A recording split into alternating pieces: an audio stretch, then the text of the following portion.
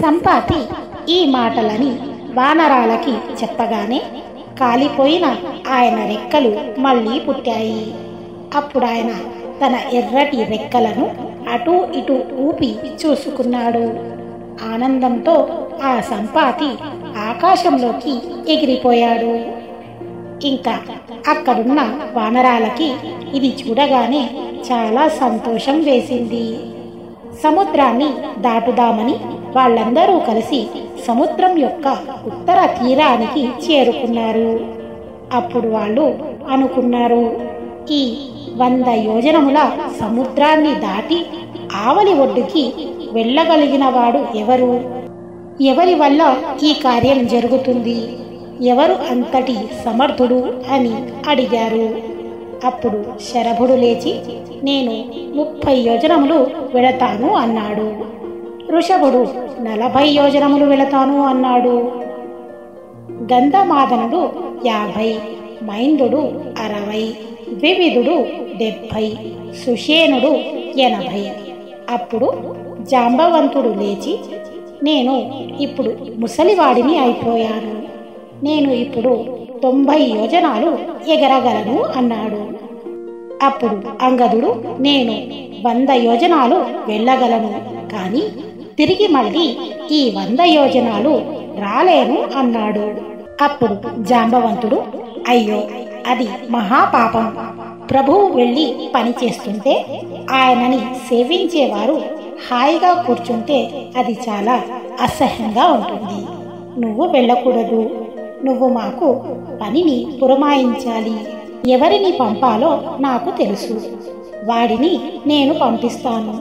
మీరందరూ చూడండి అని ఒక్కడిగా కూర్చున్న హనుమంతుడి దగ్గరికి వెళ్ళి, ఏమయ్యా హనుమా, ఏమీ తెలియని వాడిలా ఇలా కూర్చున్నావు? ఒకానొకప్పుడు అప్సరసలలో శ్రేష్ఠురాలైన పుంజిక స్థల అనబడే ఒక అప్సరస శాపవశం చేత కుంజరుడు అనే వానరానికి కుమార్తెగా జన్మించింది. ఆమెకు అంజన అని పేరు పెట్టారు. ఆమె నీ తండ్రి అయిన కేసరి యొక్క భార్య. నీ తల్లి కామరూపి అవటం చేత ఒకనాడు మనుష్య రూపం దాల్చి ఒక పర్వత శిఖరం మీద నిలబడింది. వాయువు ఆమెను చూసి మోహించి తన దీర్ఘమైన బాహువుల చేత గట్టిగా కౌగిలించుకున్నాడు. అప్పుడు ఆ తల్లి, ఎవడురా దుర్మార్గుడు నా పాతివ్రత్యాన్ని చెరప చూస్తున్నాడు అంది. అప్పుడు ఆ వాయువు అన్నాడు, అమ్మా, బ్రహ్మగారు మా తేజస్సులని వానర స్త్రీల యందు ప్రవేశపెట్టి వానరాలని సృష్టించమన్నారు.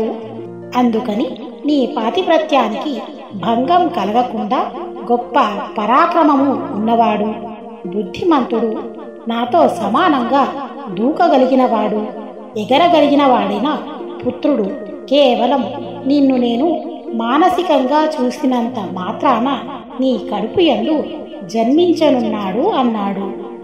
ఆ కారణం చేత నువ్వు జన్మించావు. నువ్వు పుట్టగానే ఆకాశంలో ఉన్న సూర్యుడిని తినే ఫలం అనుకుని ఆయనని పట్టుకోబోయావు. సూర్య పథానికి అడ్డు వస్తున్నావని కోపమొచ్చి ఇంద్రుడు వజ్రాయుధం పెట్టి కొడితే నీ ఎడమ దవడ చొట్టపడి కింద పడిపోయావు. సొట్టపడ్డ హనములు కలిగిన వాడివి కనుక నిన్ను హనుమా అని పిలిచారు. నువ్వు అలా పడిపోవటం చేత నీ తండ్రి అయిన వాయుదేవుడికి కోపం వచ్చి భూమి మీద వీచడం మానేశాడు. అప్పుడు బ్రహ్మగారు పరుగు పరుగున వచ్చి, గాలి వీచకపోతే సృష్టి ఆగిపోతుందని, హనుమా, ఏ అస్త్రము చేత ఏ శస్త్రము చేత నిన్ను ఎవరు బంధించలేరు అని వరం ఇచ్చారు. అలాగే ఇంద్రుడు నీకు స్వచ్ఛంద మరణం వరం ఇచ్చాడు. నీ అంతా నువ్వు సంకల్పం చేసి శరీరాన్ని విడిచిపెట్టాలి, కానీ నిన్ను పడగొట్టగలిగే పురుషుడు ఈ బ్రహ్మాండంలో ఎక్కడా ఉండడు. అపర శక్తివంతుడైన వాయుదేవుడి కుమారుడవైన నీకు ఆ గమన శక్తి ఉంది. కాబట్టి నీ వీర్యమును, తేజస్సును, పరాక్రమమును ఒక్కసారి పుంజుకో. 100 యోజనముల సముద్రాన్ని అవలీలగా దాటి సీతమ్మ జాడ కనిపెట్టి ఇక్కడికి రా, హనుమా నీ శక్తి చూపించు అని జాంబవంతుడు అన్నాడు. జాంబవంతుడి మాటలు విన్న హనుమంతుడు మేరు పర్వతం పెరిగినట్టు తన శరీరాన్ని పెంచేశాడు. అలా అప్పటి వరకు తమతో తిరిగిన హనుమంతుడు అటువంటి స్వరూపాన్ని పొంది ఒక్కసారి ఆవలించి బాహువులను పైకి ఎత్తి ఒక్కసారి విదిల్చి భూమి మీద కొట్టేసరికి వానరాలన్నీ భయపడిపోతూ శ్రీ మహావిష్ణువు దర్శనం అయితే ఎలా నిలబడిపోతారో అలా హనుమంతుడిని చూసి అంజలి ఘటించి నిలబడిపోయారు. అప్పుడు హనుమంతుడు అక్కడ ఉన్న వృద్ధులైన వానరాలకి నమస్కరించి, నా తండ్రి వాయుదేవుడు, ఆయన అగ్నిదేవుడి యొక్క సఖుడు. వాయుదేవుడు ఎటువంటి గమనంతో వెళతాడో నేను అటువంటి గమనంతో వెళతాను.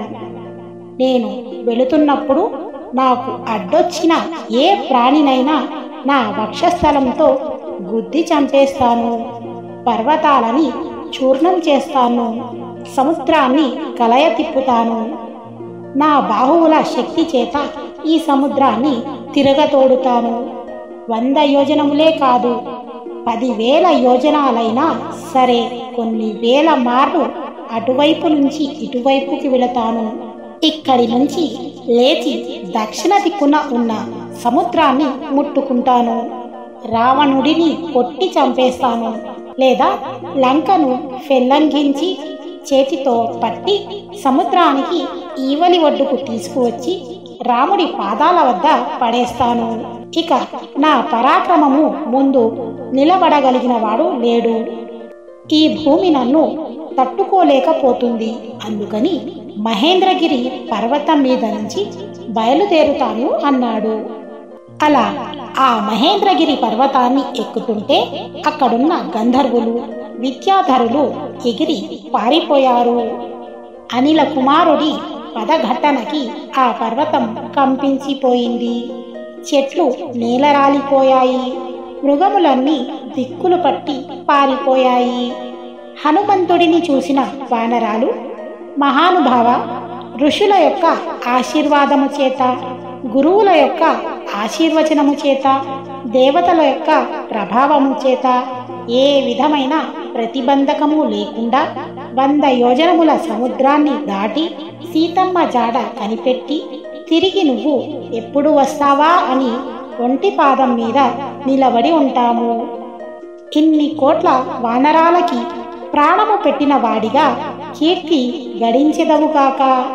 నీ కోసం పుణ్యకర్మలను చేస్తూ ఇక్కడ నిలబడి ఉంటాము అన్నారు. హనుమంతుడు మానసిక ఉత్సాహమును పొంది లంకా పట్టణాన్ని మనస్సుతో చేరిపోయి ఉన్నాడు. అక్కడికి దేవతలు, మహర్షులు మొదలైన వారు వచ్చి ఆకాశం అంతా నిండిపోయారు. అప్పుడు వాళ్ళు అనుకున్నారు, ఏమి ఆశ్చర్యంగా పర్వత స్వరూపమైన శరీరమున్న హనుమంతుడు ఇవాళ ఈ సముద్రాన్ని దాటి వెళ్ళడానికి సిద్ధపడుతున్నాడు అని అనుకుంటూ హనుమంతుడిని ఆశీర్వదించారు. మరి ఆ తర్వాత జరిగిన కథని మనం నెక్స్ట్ ఎపిసోడ్లో చెప్పుకుందాం. అంతవరకు సెలవు. వీడియో నచ్చితే లైక్ చేయండి. మరిన్ని మంచి వీడియోస్ కోసం మా ఛానల్ని సబ్స్క్రైబ్ చేసుకోండి. మీరు లైక్ చేయడం ద్వారా మరింత మందికి వీడియో చేరే అవకాశం ఉంటుంది. అంతవరకు సెలవు. మరి జై శ్రీరామ్.